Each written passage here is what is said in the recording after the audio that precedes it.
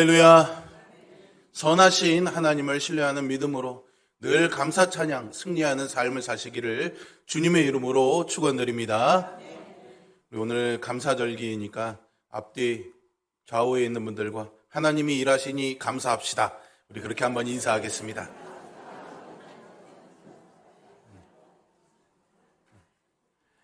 오늘은 추수감사주일이죠.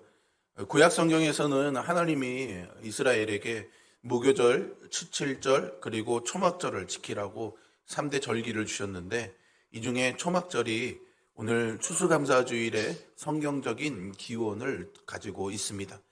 그리고 우리가 11월 셋째 주일에 추수감사주일을 지내는 것은 영국에서 신앙의 자유를 찾아서 북미 대륙으로 넘어온 경건한 청교도들의 신앙에서 유래된 것이라고 할 수 있습니다.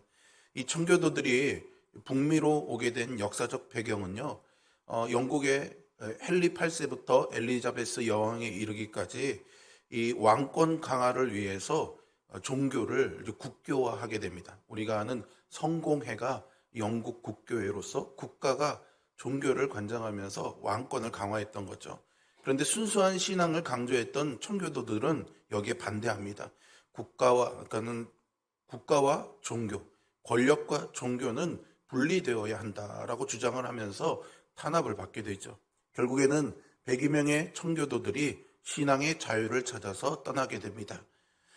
지금 보여드리는 이 지도의 그림처럼 영국의 남해안에는 플리머스 항구에서 1920년 9월 6일 메이플라워라는 배에 남자 78명과 여자 24명 등 전체 102명의 청교도들이 출발해서요, 험난한 항해를 거쳐서 1620년 11월 16일 신대륙인 아메리카 대륙에 도착하게 되죠.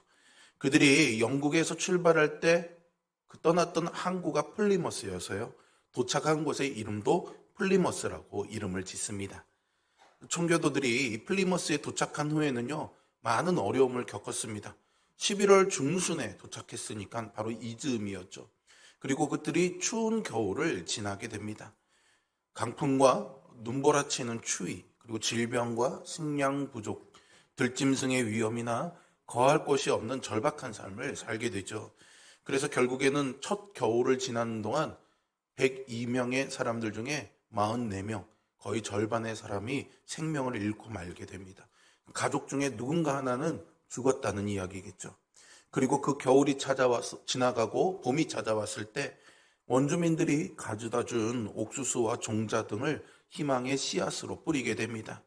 하지만 그들이 경작하는 신대륙은 지금까지 그들이 살아왔던 유럽과는 전혀 다른 환경이었죠. 설상가상으로 큰 시련도 만나게 됩니다. 물이 가장 필요할 때 가뭄이 들어서요, 추수할 곡식들이 말라 죽게 생겼습니다.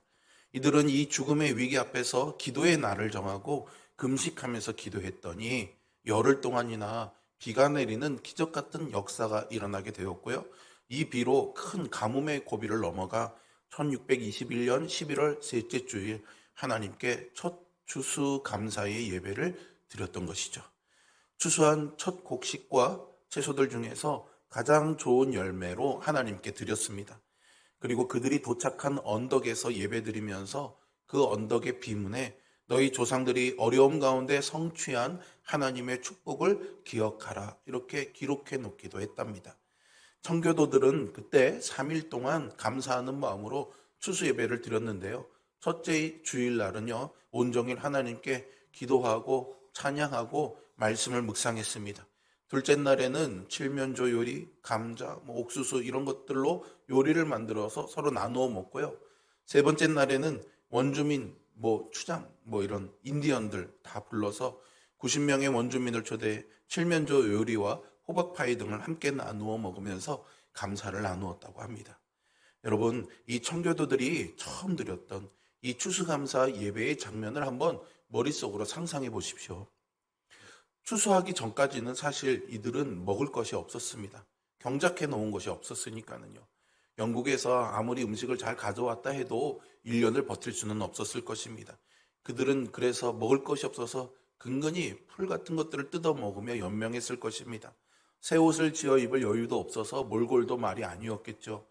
그리고 사실 첫 추수감사절 때는 그 겨울을 지나면서 그의 부모나 자녀들 중, 가족 중 누구 하나를 잃어버린 그 슬픔이 아직도 지워지지 않은 상황인지라 마냥 즐거워할 수 있는 상황도 아니었을 것입니다.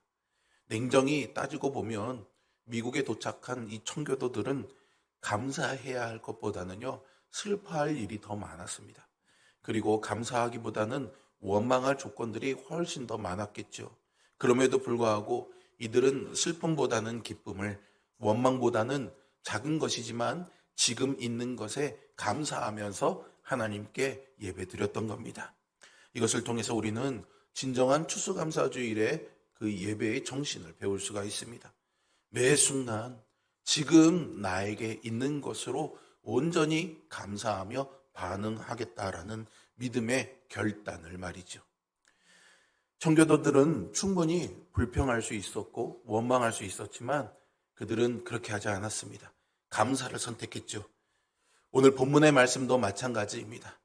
당장 멸망할 것 같은 위기와 위험 속에서 여호사밧은 하나님의 명령에 따라서 감사와 찬양으로 나아갔는데 거기에서 기적적인 승리를 얻게 됩니다. 남유다 왕이었던 여호사밧은요, 유다나 이스라엘의 왕들이 대부분 나쁜 평가를 받는 데 비해서 하나님을 경외했고 또 종교 개혁도 했고 여러 가지 좋은 일들을 많이 해서 좋은 왕, 선한 왕으로 평가받습니다. 나라를 견고하게 했고요. 온 유다의 율법 교사들을 보내서 하나님의 말씀을 가르쳤고 사법제도를 개혁했습니다. 하지만요, 과도 있었습니다. 잘못된 것들도 있었습니다. 북이스라엘의 아합 왕과 동맹을 맺고 아람과 전쟁한 일에 대해서 하나님께 책망을 받기도 합니다. 이후에 그는 하나님께로 다시 돌아와서 나라를 영적으로 세우는 일에 힘쓰게 됩니다. 그런데 갑자기 모압 자손, 암몬 자손, 그리고 에돔 지역에 있던 세일산 사람들의 군대가 연합을 해서 이 남유다를 공격해 왔습니다. 이 세 국가는요, 사해의 동쪽 편, 그러니까 지금은 요르단 지역에 있던 사람들로요. 모압과 암몬은 아브라함의 조카였던 롯의 후손들이었습니다. 그리고 세일산 사람들은 에돔 족속이라고 해서 야곱의 형이었던 에서의 후손들이었죠. 그러니까 이들이 다 사실은 이스라엘과 어떤 혈연적인 관계들이 있기는 했지만 신앙적으로는 대립했던 주변국들이었습니다. 그들이 예루살렘 코앞인 엔게디 부근까지 왔다는 그 소식이 전해졌을 때 여호사밧과 남유다는 군사적으로나 전략적으로 절대 불리한 상황에 놓이게 됩니다. 남유다의 병력은요, 이 세 나라 연합군에 비해서 턱없이 부족했고요. 거기다가 기습으로 공격해 왔으니 방비할 시간조차도 부족했겠죠. 한 나라도 아니고 모압, 암몬, 세일산 사람들 이렇게 세 나라가 연합해서 기습 공격을 해오니 사실 이길 수 있겠습니까? 기적이 아니면 불가능한 승리였겠죠. 여호사밧은요, 레위 사람 야하시엘을 통해서 하신 하나님의 말씀을 듣고 곧바로 전쟁터를 향해서 진군합니다. 그러면서 남왕국 유다 백성들을 향해서 하나님을 온전히 신뢰할 것을 권고하지요. 그리고 군대 앞에 노래하는 레위 사람들을 세워서 거룩한 예복을 입히고 하나님을 찬송하며 나아가게 했습니다. 요즘으로 말하자면 군악대가 앞서서 나가 전쟁터로 나갔던 거죠. 이들이 했던 찬양이 무엇입니까? 21절의 하반절에 보시면은요, 여호와께 감사하세 그의 인자하심이 영원하도다 하게 했다, 이렇게 말하고 있습니다. 여호와께 감사하세 그의 인자하심이 영원하도다라는 이 노래가 왕의 명령에 따라서 찬양대의 입술로 울려 퍼지게 될 때에 하나님께서 이 찬양을 들으시고 적대국이었던 모압과 암몬, 세일산 사람들의 연합국 사이에 혼란을 일으키셔서 싸우지 않고도 승리하게 하셨습니다.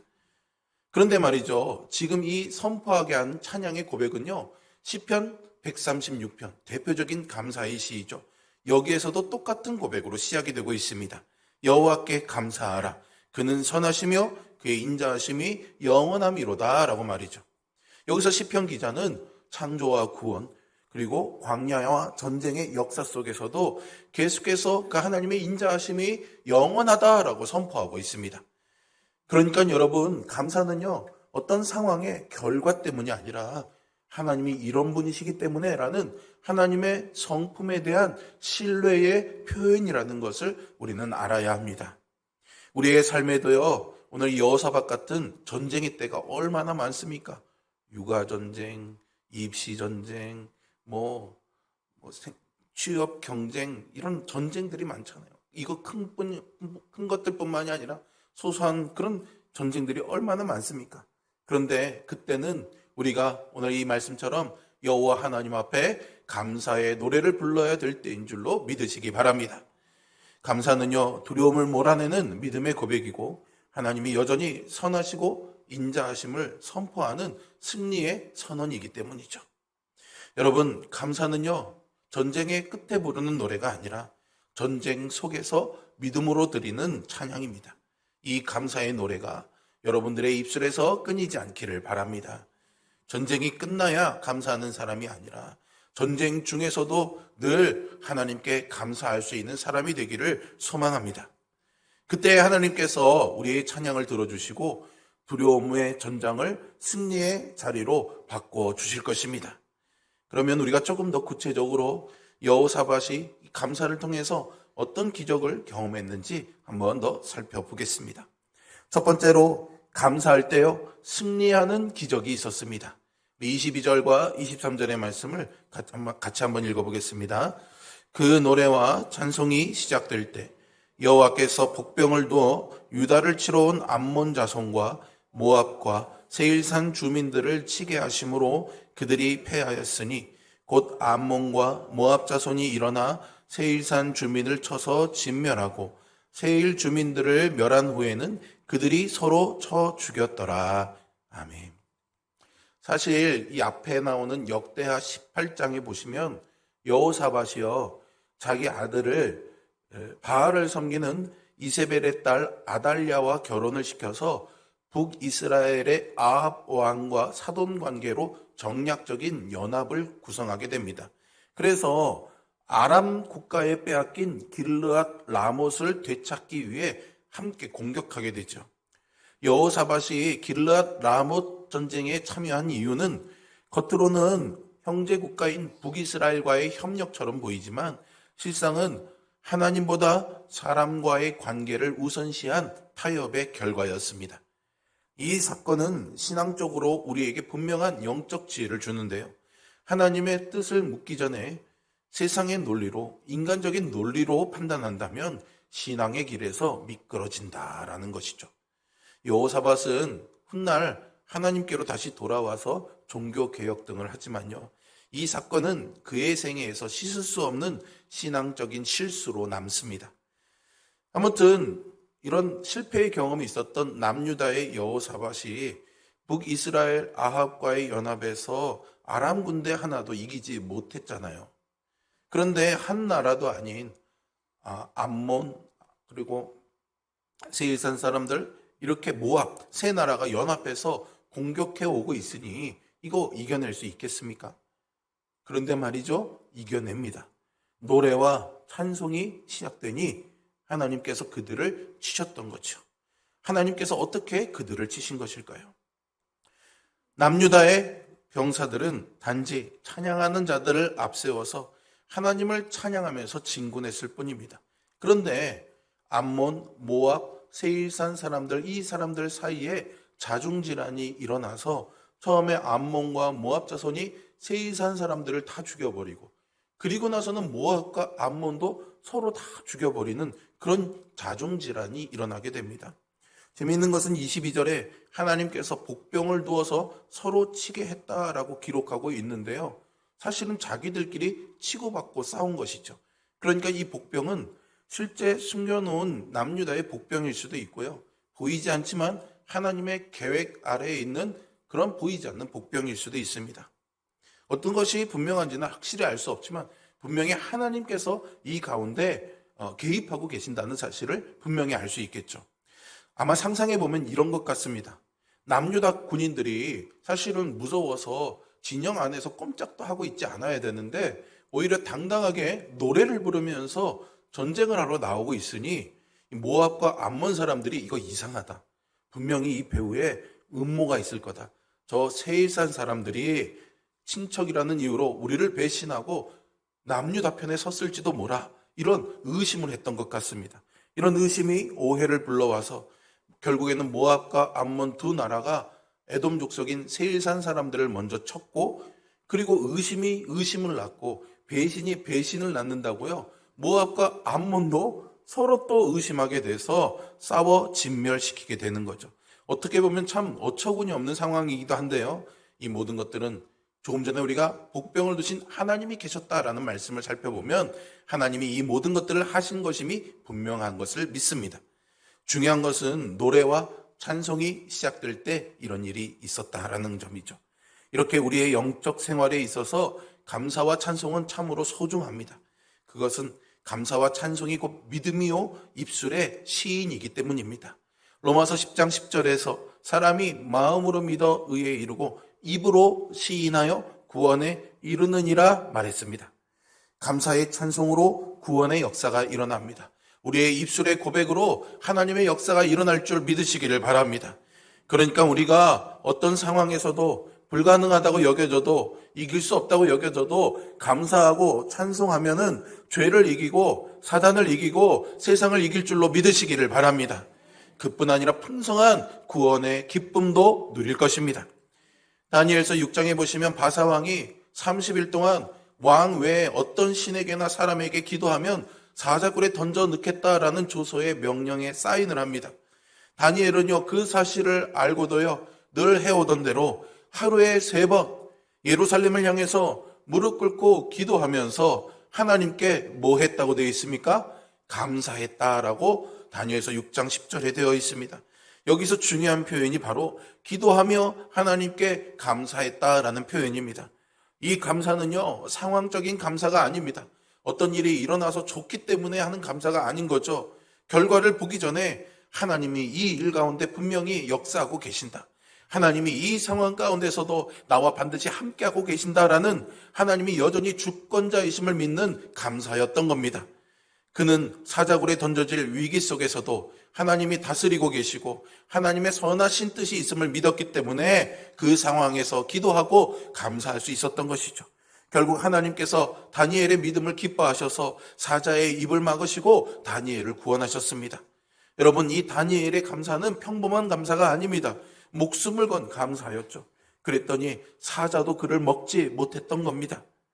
오늘날 우리가 사자에게 먹힐 일은 없겠죠. 하지만 우리에게 다른 것들이 사자일 수 있겠죠. 시편 57편 4절에서는 내 혼이 사자 중에 처하며 내가 불사르는 자 중에 누웠으니 곧 인생 중에라. 저희 이는 창과 살이요 저희 혀는 날카로운 칼 같도다라고 합니다. 여기서는 시험이 사자였습니다. 어떤 분에게는 건강이 사자이겠죠. 어떤 분에게는 인간관계가 사자일 수 있습니다. 어떤 분에게는 물질이 사자입니다. 그런데 성도는요, 예수 안에서 이 사자의 입을 묶고 이긴 자인 줄로 믿으시길 바랍니다. 그러므로 우리 모두가 다니엘처럼 믿음으로 먼저 그 승리를 감사하며 하나님 앞에 기도해야 하겠습니다. 그러면 우리도 이기고 또 이기게 될 줄로 믿습니다. 두 번째로는요, 감사할 때요, 넘치는 기적이 있습니다. 우리 25절과 26절의 말씀 같이 한번 읽어봅니다. 여호사밧과 그의 백성이 가서 적군의 물건을 탈취할새 본즉 그 가운데 재물과 의복과 보물이 많이 있으므로 각기 탈취하는데 그 물건이 너무 많아 능히 가져갈 수 없을 만큼 많으므로 사흘 동안에 거두어 드리고 넷째 날에 무리가 브라가 골짜기에 모여서 거기서 여호와를 송축한지라. 그러므로 오늘날까지 그곳을 브라가 골짜기라 일컫더라. 아멘. 남유다 군대가 이 전쟁터에 도착했을 때 이미 엎드러진 시체들이 즐비했습니다. 오히려 적군이 남긴 물건들이 너무 많아서 사흘 동안이나 이 전리품을 챙겨서 가져와야 할 정도였죠. 한 번도 싸워보지 않고요, 엄청나게 큰 대승을 거둔 겁니다. 그래서 여호사밧과 유다 백성들이 이 대승을 기뻐하면서 하나님을 송축하고 하나님을 경배하죠. 그래서 그곳의 이름을 브라가 골짜기라고 합니다. 여기서 이 브라가라는 말은요, 히브리어로요, 베라카라고 합니다. 근데 이 베라카라는 단어는 원래 무릎을 꿇다라는 의미를 가진 바라크에서 온 단어입니다. 성경에서 이 바라크는 아주 중요한 단어입니다. 찬양하다, 예배하다, 축복하다, 경배하다, 뭐 이런 의미를 갖고 있는 단어이기 때문이죠. 하나님께서 대적을 물리쳐서 대승을 거두었기에 하나님을 찬양한다는 의미를 담았던 겁니다. 하나님께서 함께 하셨더니 위기가 찬양의 축제가 되었던 것이죠. 여호사밧이 찬양대를 앞세우고 감사 찬송하게 했더니 저주의 골짜기가 송축의 골짜기가 되었던 겁니다. 여러분 가진 성경에 지금 보시면 브라가라는 데 숫자가 있고 밑에 그 뜻이 송축이다 이렇게 표현되어 있죠. 여러분 이 브라가 골짜기는 싸우지 않고 승리한 곳입니다. 전리품을 거둔 곳이 아닌 하나님을 송축한 곳으로 기념되고 있습니다. 기적이 일어난 곳에서 그들은 자신들이 받은 전리품, 물질적인 이익에 집중하지 않고 오히려 하나님을 송축하는 일에, 하나님을 예배하는 일에 더 큰 의미를 둡니다. 승리의 결과보다 승리하게 하신 하나님을 더 크게 본 것이죠. 우리도 어떤 좋은 일이 생겼을 때 이랬으면 좋겠습니다.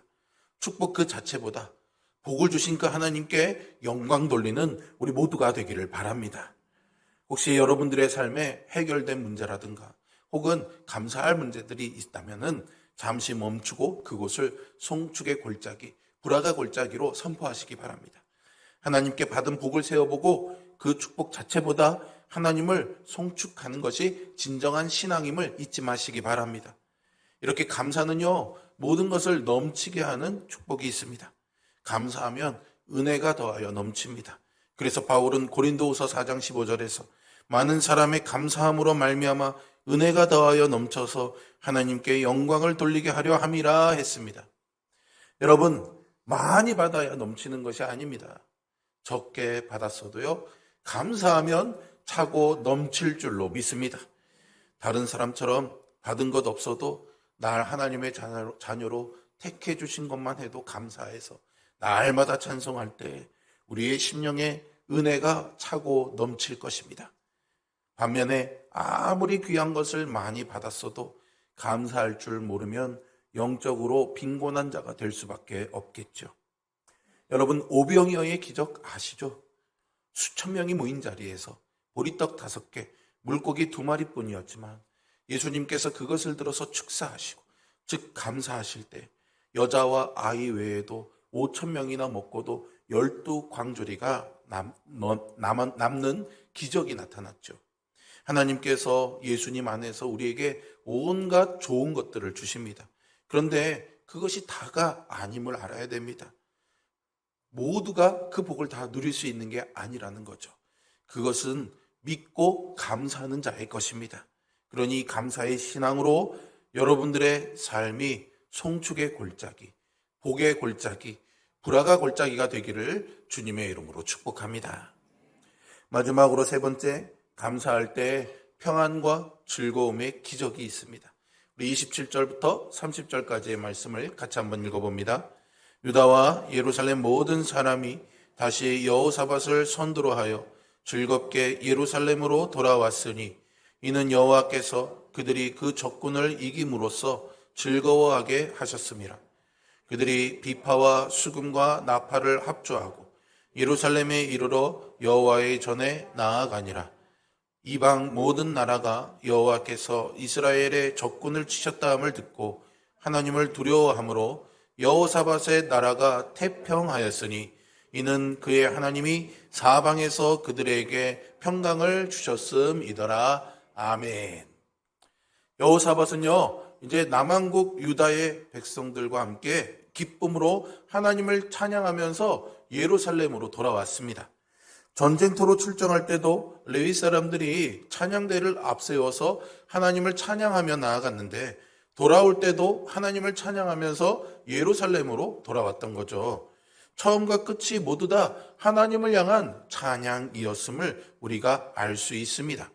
유다 백성들이 예배하는 모습을 본 주변 나라들은 어땠을까요? 하나님을 두려워했습니다. 이것이 바로 하나님이 주신 평안입니다. 사방으로부터 오는 평안인 것이죠.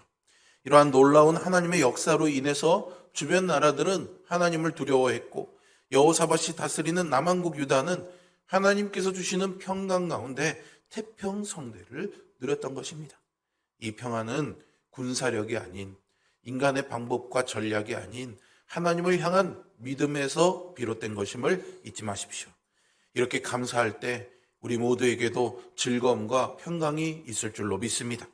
주님은 두려워하는 제자들에게 요한복음 14장 27절에서 평안을 너희에게 끼치노니 곧 나의 평안을 너희에게 주노라. 내가 너희에게 주는 것은 세상이 주는 것과 같지 아니하니라. 너희는 마음에 근심하지도 말고 두려워하지도 말라 하셨습니다. 여러분, 이 말씀을 믿고 늘 주님 앞에 감사와 평안으로 살아가기를 주님의 이름으로 축원드립니다. 한 소녀가요, 산길을 걷다가 나비 한 마리를 보았습니다.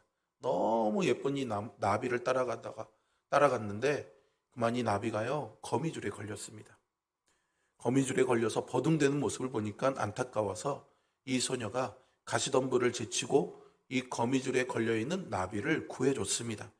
나비는 춤을 추듯이 훨훨 날아갔지만 나비를 구하기 위해서 가시덤불에 들어갔던 이 소녀는 팔과 다리가 가시에 긁혀서 피가 졸졸 흐르고 있었습니다. 그런데 날아가던 나비가 순간 천사로 변해서 소녀에게 찾아왔어요. 천사는 자기를 구해준 은혜에 감사하면서 무엇이든 한 가지 소원을 들어주겠다고 했습니다. 이 소녀가요, 이 세상에서 가장 행복한 사람이 되게 해주세요 라고 소원을 말했습니다. 그러자 이 천사가 소녀의 귀에 무언가 소곤거리고 사라졌습니다. 이 소녀는 자라서 어른이 되었고 할머니가 되도록 늘 행복하게 살았다고 합니다. 세월이 흘러서 이 할머니의 임종이 가까워지자 사람들이 물었습니다.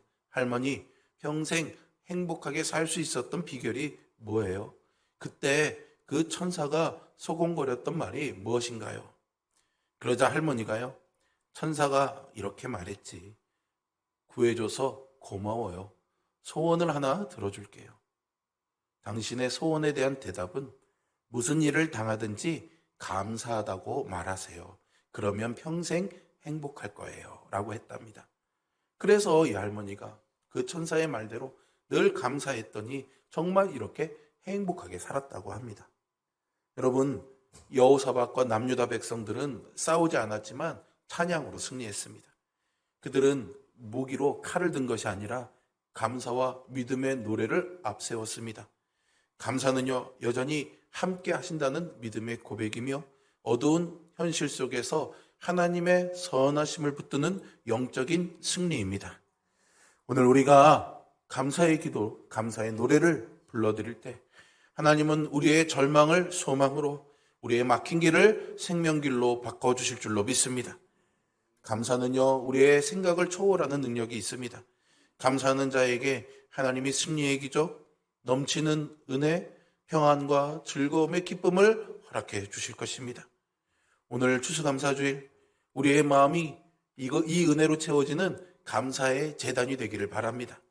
환경이 아니라 하나님을 바라보는 믿음의 감사가 여러분들의 가정과 삶에 놀라운 기적을 일으킬 수 있기를 주님의 이름으로 축복합니다. 하나님은 우리가 정말로 이 감사의 기적을 경험하며 살기를 원하십니다. 주님은 이미 우리에게 오병이어의 기적을 통해서 본을 보여주셨죠.